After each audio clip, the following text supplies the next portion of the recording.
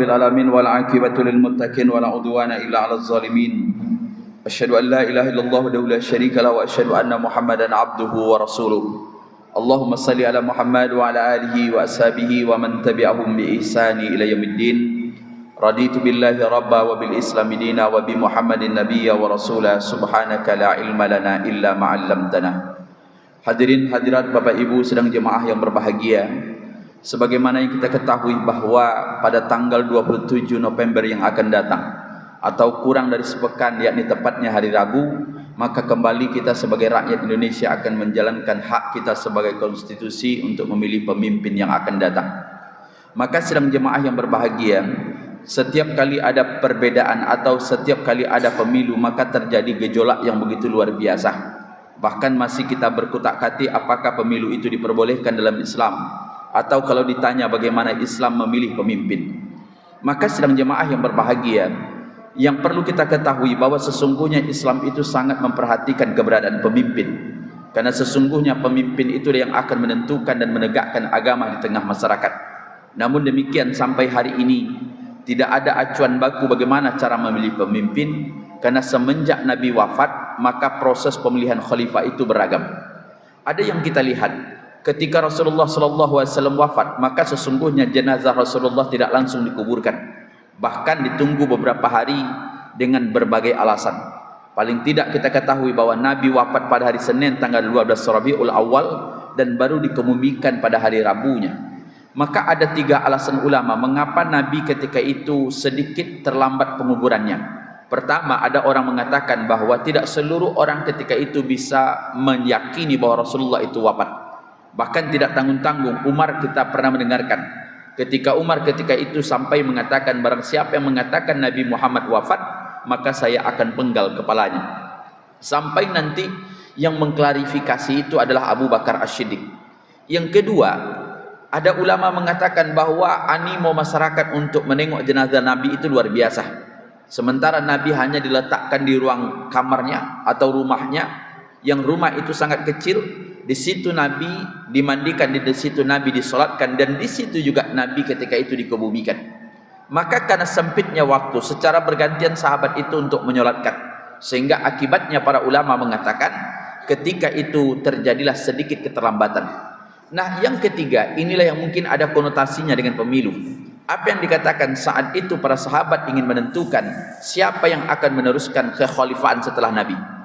Maka sedang jemaah yang berbahagia, ketika jenazah Nabi diletakkan di rumahnya, maka para orang-orang Muhajirin dan Ansar pergi ke Saqifah bin Saibah. Apa yang mereka lakukan di situ? Mereka berjadi dialog siapa yang akan menjadi khalifah.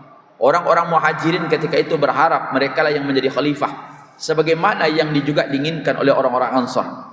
Setelah melalui sebuah perjalanan musyawarah yang cukup melelahkan barangkali, maka akhirnya mereka membaiat yang namanya Abu Bakar As-Siddiq ketika itu menjadi khalifah dengan berbagai alasan dan pertimbangan, dan itu tentunya tepat karena sesungguhnya Abu Bakarlah orang yang paling dekat dengan Nabi.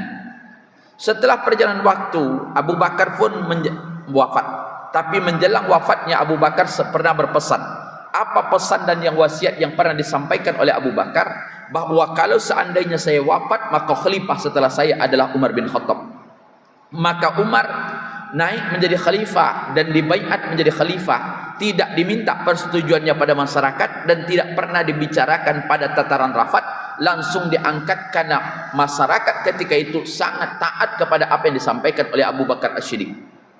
Umar bin Khattab berkuasa lebih kurang 2 tahun lamanya, setelah akhirnya Umar bin Khattab dibunuh oleh seorang budak dari Majusi yang bernama Abu Lu'lu' al-Majusi ketika dia melakukan salat subuh.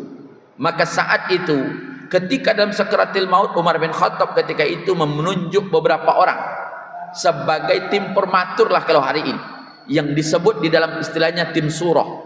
Mereka beranggotakan sahabat-sahabat senior, termasuk di dalamnya Abdurrahman bin Auf, Utsman bin Affan, termasuk Umar bin Khattab. Ketika itu sempat di antara sahabat itu mengatakan, mengapa tidak engkau tunjuk saja anakmu Abdullah bin Umar sebagai khalifah? Tapi malah terbalik apa yang terjadi. Umar bin Khattab tidak ingin anaknya terlibat di dalamnya. Maka saat itu dari tim formatur itu ditunjuklah Utsman bin Affan menjadi khalifah. Utsman bin Affan radhiyallahu an menjadi khalifah cukup lama.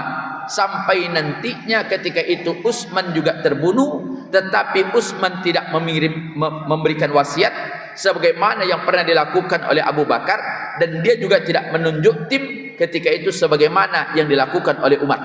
Maka siapa yang membaiat? Orang-orang masuk ke masjid kemudian membaiat Ali bin Abi Thalib. Ketika Ali bin Abi Thalib dibaiat, maka tidak seluruh sahabat yang ketika itu menerimanya. Alasan kelompok yang tidak membaiat Ali waktu itu, mereka berharap agar Sayyidina Ali bin Abi Thalib mencari siapa dalam pembunuh Utsman bin Affan. Tapi kelompok yang namanya Ali bin Abi Thalib yang mendukung Sayyidina Ali bin Abi Thalib berpendapat untuk bisa mencari siapa yang membunuh sahabat Utsman bin Affan, maka itu adalah tugas khalifah. Maka khalifah harus ditunjuk dulu baru dia ditugaskan. Inilah pada akhirnya dan awal-awal terjadi perpecahan dari kelompok-kelompok Islam, dan sampai nanti Ali wafat yang dibunuh oleh kelompok Khawarid. Khawarid adalah kelompok yang keluar, yang awalnya mendukung Ali, kemudian dia tidak lagi mendukungnya dan dia keluar, maka kelompok itu Khawarid. Dan kelompok Khawarid ini akan senantiasa mengakui dan mengatakan orang selain kelompok dia adalah kafir. Maka begitu Sayyidina Ali bin Abi Thalib wafat, maka diteruskan oleh anaknya Al-Hasan. Setelah Al-Hasan ribut yang tidak keselesaian, maka akhirnya diberikanlah kepada dinasti Bani Umayyah. Bani Umayyah inilah yang pada akhirnya nanti melahirkan begitu banyak tokoh-tokoh. Ada Imam Bukhari, ada yang namanya Imam Az-Zahabi dan sebagainya. Itu lahir ketika kekuasaan Islam di Bani Umayyah. Maka sidang jemaah yang berbahagia, dari cerita ini atau sejarah ini memang tidak ada bagaimana cara memimpin dalam Islam.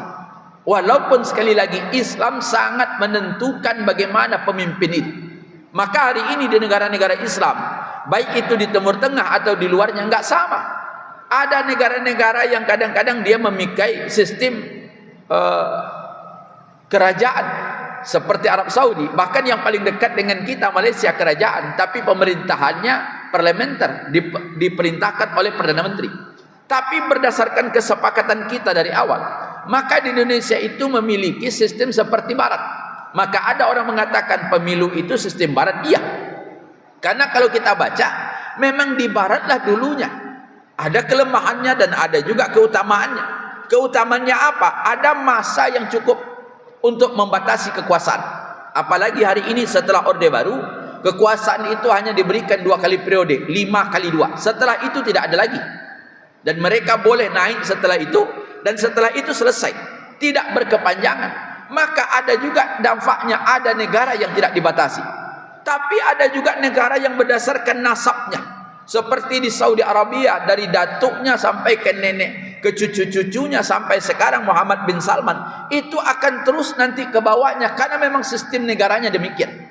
Maka tidak ada yang salah ketika kita memilih pemimpin. Tapi ini perlu diperhatikan, karena bagaimanapun pemimpin itu akan menentukan kemana masyarakatnya. Maka dulu ada seorang Khawarid datang kepada Sayyidina Ali bin Abi Thalib, dan dia bertanya, "Ya Ali bin Abi Thalib, semasa Abu Bakar, semasa Umar, kemudian semasanya Utsman, keributan tidak seperti ini. Tapi di masamu mengapa orang-orang ribut?" Kata Sayyidina Ali bin Abi Thalib ketika itu, "Karena ketika masanya Abu Bakar As-Siddiq menjadi khalifah, masyarakatnya seperti saya dan orang yang semisal dengan saya. Sementara ketika saya yang menjadi khalifah, rakyatnya seperti kamu dan seorangnya kelibernya seperti kamu." Maka sidang jemaah yang berbahagia, tinggal nanti kita menggunakan suara kita. Karena sekali lagi, kelemahan demokrasi adalah one man one vote. Setiap orang hanya satu suara. Tapi ada bagaimana kalau orang tidak ikut? Tidak ada masalah. Walaupun fatwa MUI mengatakan menyalurkan hak suara itu menjadi kewajiban, tapi maaf, wajib dalam tataran kehidupan bernegara, tidak wajib dalam aturan syariat. Karena bisa jadi ketika orang-orang baik seperti tuan-tuan ini kemudian tidak ikut dalam pemilu, maka yang akan terpilih adalah orang-orang buruk. Namun demikian, yang tidak kalah pentingnya bukan nanti siapa yang menjadi pemimpinnya. Yang perlu dijaga adalah ukhuwah Islamiyah. Karena betul kata ulama, salah satu yang merusak tataran agama itu kadang-kadang diakibatkan oleh pengaruh politik. Sidang jemaah yang berbahagia, dulu di Jakarta ketika Anies bertentangan dengan Pak Ahok, Pak Anies Baswedan ketika itu lawan politiknya untuk memilih gubernur di Jakarta itu adalah Ahok. Umat ketika itu terpecah.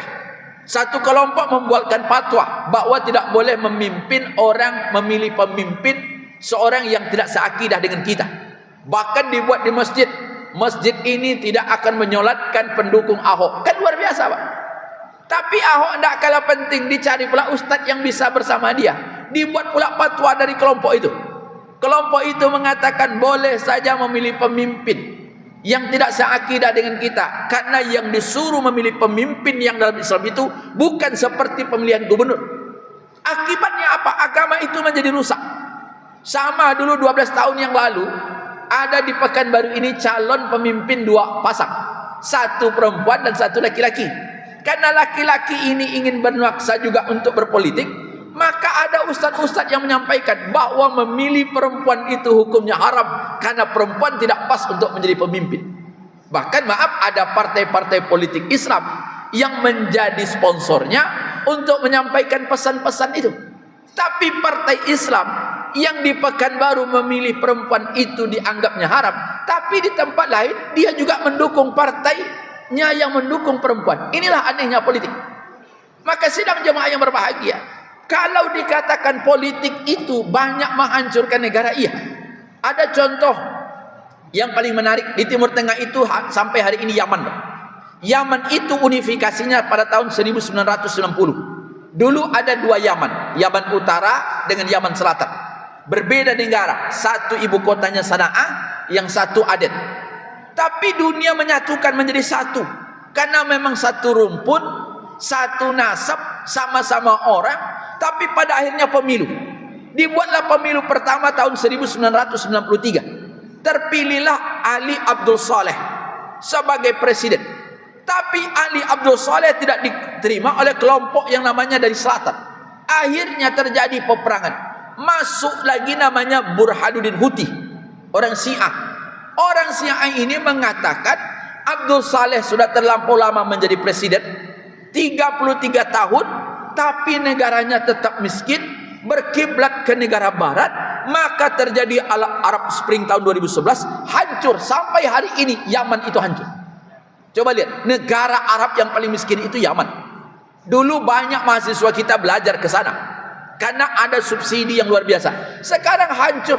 Satu kelompok dikuasai oleh Houthi yang hari ini berperang dengan negara-negara barat karena aspek untuk mendukung Palestina, dan itu akan terjadi. Maka sidang jemaah yang berbahagia, maka jangan karena perbedaan pilihan Bapak nak milih wali kota siapa, dari nomor 1 sampai nomor sekiannya silahkan, atau mencari gubernur silahkan. Karena maaf, kalau ada orang calon gubernur, kita pula yang berantuk-antuk. Yang masalahnya begitu Bapak susah, nanti insya Allah gubernur itu tidak akan mencari apa. Siapapun gubernurnya, kita yang menggalih. Kok kan menggalih juga karena jawab, Pak. Jangan-jangan dinaikkan pajak, tambah payah Bapak sudah itu. Maka subhanallah, siapapun silahkan, tapi wa'tasimu bihablillahi jami'ah. Jangan sampai ribut. Apalagi sekarang tinggal pilih, nak gubernur muda ini orangnya, nak yang tua ini, yang setengah muda ini, tinggal pilih. Seluruhnya kita yakin yang terbaik, tinggal kita gunakan suara kita. Tapi kalau dikatakan apakah mungkin seorang tokoh politik itu berbohong, itu memang kenyataan politik.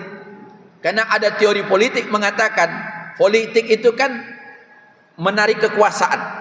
Apapun mereka akan lakukan. Maka sering kita mendengarkan janji-janji mereka. Tidak tanggung muluk-muluk. Hanya dengan 1 periode saja atau 1 tahun, maka banjir di Pekanbaru ini selesai. Itu insya Allah tidak akan jadi itu, Pak. Itu peduto jadi. Ada yang mengumumkan 1 tahun saya jadi wali kota, banjir tidak ada Pekanbaru. Rasanya malaikat pun bingung juga nengok itu. Itu kan bohong-bohong aja. Nanti saya akan kasih duit. Allah kasih, nanti ada orang berobat gratis. Nah, orang Pekanbaru ini yang nyaman-nyaman sajalah. Yang diminta mudah-mudahan, maaf apa dikatakan, tolong nanti pengusaha kita yang toko-toko kain itu tak usah pajaknya tinggi-tinggi. Kemudian maaf kalau bisa dikombinasikan bagaimana sewa lapak itu tidak terlampau mahal. Kan begitu. Ini kadang-kadang ya Allah lah selangit langit apa hapu katanya. Entah paham dia entah tidak, itulah luar biasa. Yang lebih parahnya lagi, lebih panas lagi pendukungnya. Maka hari ini kan luar biasa. Karena kita lihat itu ustadz banyak yang terlibat. Kalau dalam politik itu selalu dikatakan ada ulama dan umara. Ulama itu orang yang mengetahui tataran agama, itu lebih banyak pada tataran moral. Kemudian ada umara. Umara itu yang mengatur. Umara itu tugasnya mensejahterakan masyarakat. Cuma karena ulama tidak mau ketinggalan, maka ulama ikut berpolitik. Satu, sekarang di Pekanbaru ada ulama menjadi corong partai politik, kemana pergi dia kampanye padahal dia tidak calon. Yang kedua, ada pula ulama itu calon mencalonkan diri. Ini nasibnya sama dengan nanti dengan kiai kita yang luar biasa. Kadang-kadang ulama itu ketika dia ketua MUI itu luar biasa garangnya, lah duduk tidak ada suaranya Pak. Sama dengan Ma'ruf Amin. Pak Ma'ruf Amin itu luar biasa ketika dia MUI mengatakan BPJS itu hukumnya haram karena tidak sesuai dengan syariat dan tidak jelas uangnya kemana. Lah duduk lain Pak, itu namanya ta'awun. Berubahlah duduk itu Pak. Maka hati-hati Bapak memilih pemimpin itu. Kadang-kadang ulama itu berubah karena berdasarkan kepentingan. Sekarang tak duduk, balik lagi haram balik. Akan aneh-aneh juga jadinya Pak. Jadi kadang-kadang luar biasa. Tergantung Bapak milih, tidak milih pun tidak berdosa. Tapi maaf kalau memilih, milihlah berdasarkan kebaikan akhlaknya. Dan tentunya apa yang pernah dikatakan oleh Fadail bin Iyad, lauli da'watul mustajabah, seandainya saya memiliki doa yang mustajabah, maka dikatakan yang saya doakan adalah kita mendapatkan pemimpin yang baik. Siapapun pilihan kita nanti, silakan dinikmati. Berbeda itu hal yang biasa, tapi yang perlu kita jaga bahwa kita tentunya untuk senantiasa bersama memajukan negeri yang kita cintai ini. Mudah-mudahan ada manfaatnya. Assalamualaikum warahmatullahi wabarakatuh.